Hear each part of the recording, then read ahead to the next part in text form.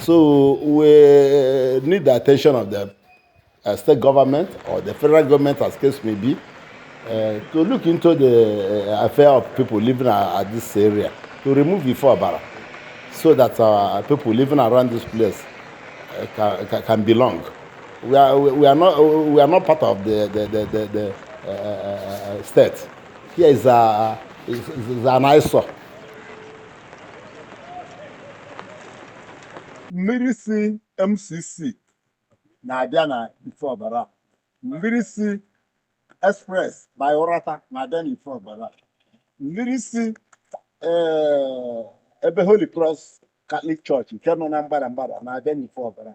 O mmiri dum a na-eme ọbịafasị ezi a oju n'ọnụ ọgbabazie gaba Omuma Road gaba Amukwu na-eri ụlọ ndị mmadụ na Omuma Road na-eri ụlọ ndị mmadụ na Amukwu ma mmiri na-esi MCC bịa through Old Express nke gara ebe Holy Cross Catholic Church ma nke si ebe Arịa Junction ha niile na-abata n'Ifehia ọ batazie n'Ifehia na so as Ife juru ebidozie gbasabazi ụlọ ndị mmadụ niile nọ ara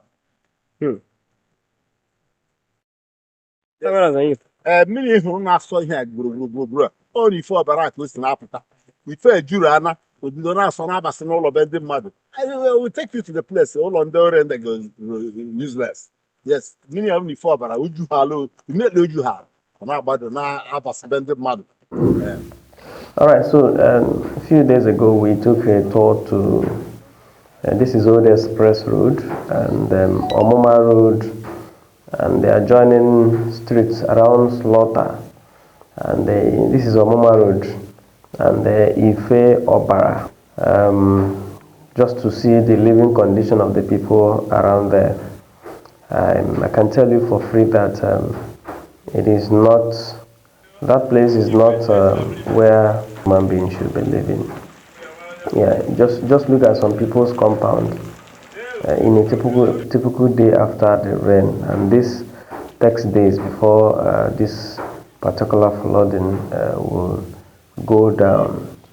That's what people, experience within the Ifeobara. Listen to this man.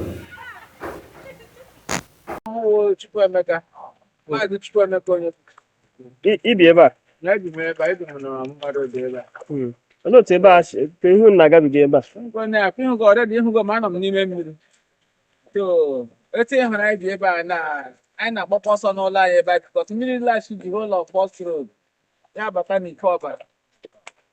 From Ifeobara Old Express ya sọrọ bịakwute anyị na Omuma Road Amukwu.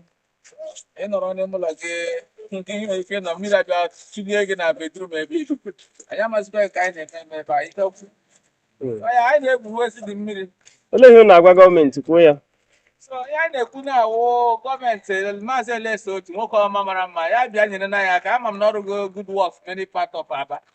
Ya biko ya webata anya side ebe a. Ya bịa nyetụrụ anyị aka side Old Express ebe a. Omuma Road Amukwu. Ka anyị nwee ike nwere n'onwe anyị ihe nke a karịsịrị amazịkwa what to say again. So that is ya biko ama na ọ na-agbalị ya jichi ike. Chineke nyere ya ka ya bịa side a. Bịa nyere anyị aka. Ka anyị nwee ike nwetụkwa onwe anyị. Eziokwu na ha arụ ọrụ mana mmiri abịara stop kwa ọrụ. Yes. Ndewo. So ọ ka ọ hapụ n'ọkụ ya biko ya bịa tie aka ka ahụ na anyị nwere onwe anyị side a.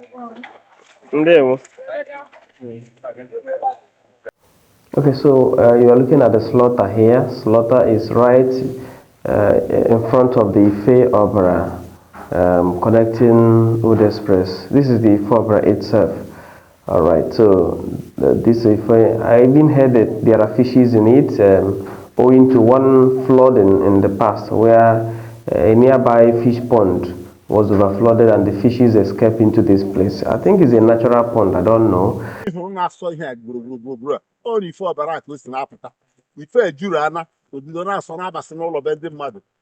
take you to the place all on the other end that goes useless. Yes, many of Ifeobara uju ha alo immediately uju ha na-agbado na-abasị mmadụ. This is the premises of one big Catholic church. This is not the main entrance. The main entrance is no longer in use due to the flood. I will show you, but here is the church compound being heavily flooded, such that worshippers no longer dream of coming to church, especially after a very heavy rain. This used to be very close to the entrance. I was told this is where the entire flood entered through and get into the church. So a very typical day of rain. Here is the church compound, right, being heavily flooded. Well, of course, it's very deep. Yeah. This is the frontage of the church. You can see how deep the water is. This is the Reverend Father. He's even wearing rain boots, but the rains has entirely,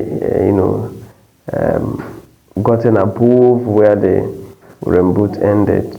You just hear him express how it has always been in the church. I'm Reverend Father Okechi Nwabeke, parish priest St. Peter's Eziukwu Abia. Yeah.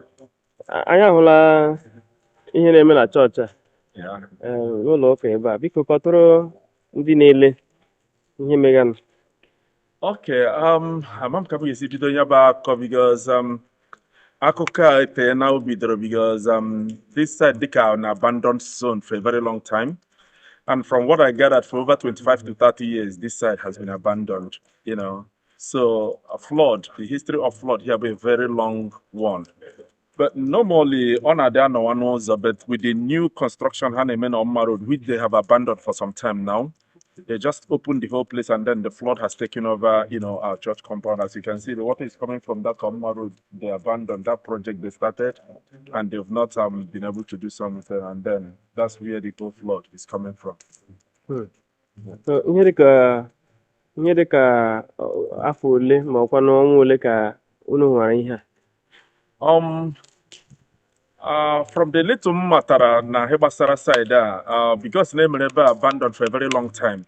Mmiri ne disturb ebe awo ha na-akpọ ebe ọdọ mmiri, but normally on the share ebe ọ na-anọ n'ụzọ this gas line ugbu a mana nke ha bidoziri okporo deti side bido ọrụ a ha mere abandon for some time ka mmiri asizi ebe ahụ Omuma Road ejuzie, then the whole water is emptying here. Orute Ife from Ife. It may interest you to know that yesterday na egburu azụ n'ime ebe a.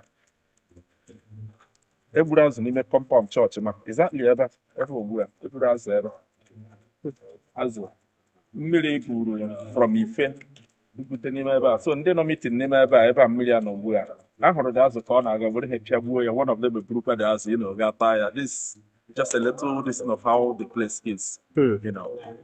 So olee otu ọ na-adị kedu otu o si emetụta ihe omume a na-eme n'ụlọ ụka? Ndị mmadụ ọ na-ekwekwa ha bịa ụlọ ụka? Olee otu ọ na-adị ụbọchị ụka?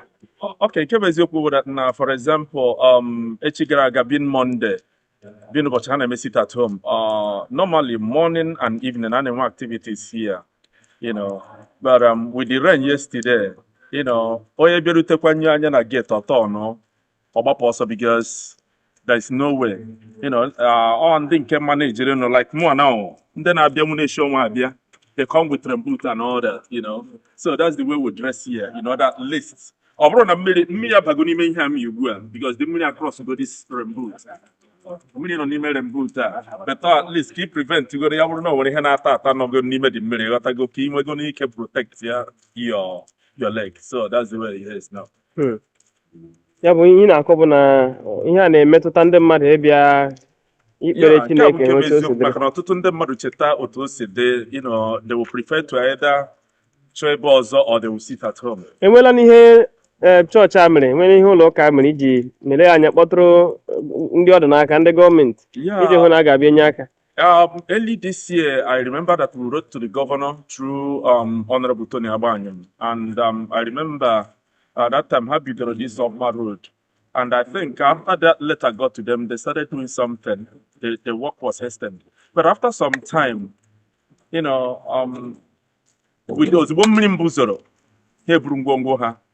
you know, and then they abandoned us to our fate, and this is what we are passing through, which is the aftermath of the project that was kind of, let's say, abandoned. Yeah. ọ bụrụ na mmiri zochie ebe ọ na-atalata ka ebe ọzọ ọ na-asọ aga. Onwe ebe ọ na-asọ aga na ọkwa, we just like hope and pray that Chukwu ga-enye aka ka o nwee ike gbadata obere, you know. So we'll just hope and pray that na the mmiri ga-subside ka anyị mara how the movement of the rain ma ọ ga-enwe ike talatata obere. So that's the way ọhịa na-ahụ ebe a.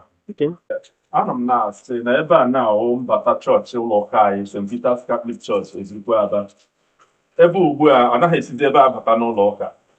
Do na ọ karịkwala ihe dịka afọ 25 ụzọ ebe a mechiri emechi. So ekele dịrị Chukwu na Governor Alex Otti bịarutere podeti nọ n'ụzọ ebe a malitekwa ọrụ, mana ọ dịka ha mere dị ọrụ mmiri bịara ha echefuo dị ọrụ gbalaga. So onye ọka anyị na-ayọ maka na ha abịala ebe a mepecha ebe a niile, mmiri dum nọzi n'ụzọ from Ife River na-abatazi n'ụlọ ụka ebe a. So you can see otu ebe a dịzi, and ọtụtụ ndị kwesịrị ịbịa ụka ada abịazi ụka maka na even ndị na-aga ahịa sometimes ọ na-eme obi m na-agakwuru ha mgbe ọbụla ha na-agabiga ọ dịchara ha izi ị na-ahụ ndị mmiri na-erucha almost na their panties ebe ha na-aga ahịa, because many of the people beach ebe ahụ ndị na-azụ ahịa na-arị arị. So that's the situation of the place ebe a dị at the moment. Ọ gwụlara n'ụlọ ụka ka ọ na-emeta ndị maybe ọ bụrụ na anyị afọ ị ka ga-ahụ otu saịdị Ife slọta na ebe a dum ma onye ọbụla ketara oke nke nyanwa. Ịga saịdị kọmfin nọ saịdị a ha nọ na-akọrọ m yesterday na mmiri bisa ndị mmadụ na pants oge ha nọ na-alọta from arịarịa. So it's a general problem na ndị dum na ebe a. It may interest you to know n'oge m bịara parish ọhụrụ na first gift mmadụ nyere m bụrụ boot a ọ sị m welcome to St. Peter's Eziukwu Aba. So I can now understand why onye nyere m gift a ebere o ji nye m ya and all that. But it is not funny at all. Or therefore funny at all. And na your governor ọ malitela ọrụ at least ka ọ bịa mara ihe a ga-eme, because the way o ji na-aga ọ bụghị sọsọ na ndị mmadụ na-ata ahụ, but ọtụtụ ọmarịcha ụlọ ndị mmadụ rụchara ebe a mmiri eme na ndị mmadụ hapụrụ ụlọ ha and all that. Like nke a na-ebe ugbu a is almost abandoned, onwe ndị bizi ya. Nke a mmiri achụọla ndị na-ebe ahụ ọsọ. Họọlụ ahụ ebe ahụ anyị adịghị yuzi ya because of mmiri, you know. So I heard that n'ọtụtụ so many we are wasting a whole lot of distant property in them mmadụ ebe a as a result of the flood here. Ụlọ ebe a na ụlọ ahịa na ebe a mmadụ bidoro ịrụ ụlọ mmiri chụrụ ya ọtọ n'ụlọ abandon gbalaga. Ọhịa na ebe a now foundation na-ewepụtara na DPC, you know, the owner abandoned it and run away. This other building the same thing. So many things on here, you know, they were abandoned over the years because of this type of experience. Wow. Yes. I'm Chief Sir, the Vice Chairman of this parish, St. Peter's Catholic Parish in Eziukwu Aba. Biko kọwata ihe na-eme na chọọchị a, olee mgbe o bidoro, nwere ihe ndị unu mere iji hụ na egbochiri ya ma ọkwa na eme ya akwụsị? Emeela ọtụtụ ihe. Bidogode mgbe o bidoro ihe mere na the flood. First of all, the flood bidoro as soon as we gwuru ala wee kpọta mmiri niile nọ n'Aba na Ifeobara. Mgbe ihe a bidoro, ọ was about 4 or 5 years ago. Formally on ha dị otu. So that Ifeobara na-eme oju ha na n'ọnụ ọgbapụtaba n'ime chọọchị immediately. So ọchịchị gara aga akpọkuo na ọchịchị gara aga dere ha leta ha bịa hụ ebe a, otu onweghị ihe ha mere ruo ugbu a. So ọchịchị nke nọkwa ugbu a anyị akwụkwọ n'okwu a na redio kelekwa n'ọrụ a na-arụ, mana ọrụ ahụ erutebeghị ebe a ka a na-arụ Omuma Road. Many people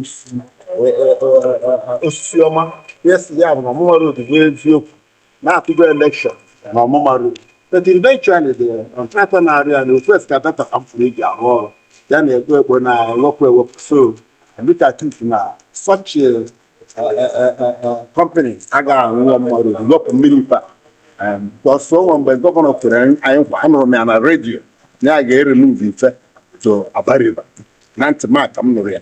So ọ bụrụ na ewepụ ha na mmiri ife to Aba River na ebe a ga-adị alright. Wow. so olee otu ọ na-esi emetụtakwanụ ihe ụmụ a na-eme n'ụlọ ụka? Gịnị ka a na-eme n'otu ọ dị ebe onwere na-ajọkwa n'ụlọ ụka ọzọ? Enwere ihe a na-aka ụka ebe a 4-5 times every Sunday.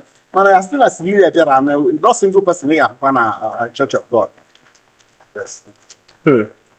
Ya olee ihe na-eji ohere a na-agwa gọọmenti ugbu a? Ihe m na-arịọ gọọmenti ya dododo gọọmenti ya bụrụ oge agbatara anya ọsọ enyemaka chọọchị anyị alaala n'iyi n'ime anyị hụ na mmiri ihe ọrụ nọ n'ọnụ ịbanye n'ime the church ọ fụrụ na just an inch ka ọ baa n'ime chọọchị and mmiri ezokwo mọ wana ọ ga-abara na chọọchị. So gọọmenti ya biko ya dododo agbatara anyị ọsọ enyemaka. Gọvanọ anyị biko anyị hụrụ ga somebody na-agbalị dọtara na igwe ha na nwaanyị ihe jere amụtara nwa na population Nigeria n'otu too much ọ gwagoro onwe ya nọ na Nigeria. Ihe niile a na-arụ abụrụ na anyị rutebeghị ebe a rescue anyị in fact obi ya ga-adị anyị mma. Anyị tụrụ vootu tụọ ya lụọ ọgụ dị n'ime ya nke m fere ọgụ ma wepụ na akara m na-alụrụ ji ekwu okwu dị anya asa o ji ime na kemgbe otu batara ka a bara nwee new na aba niile asị so mana ebe a needed government attention. If the state government cannot do it, let them invite the federal government to help. Ebe a needed serious attention. More especially the Christ Festival. Maybe the pet, my millions are here. Too much. Or they get my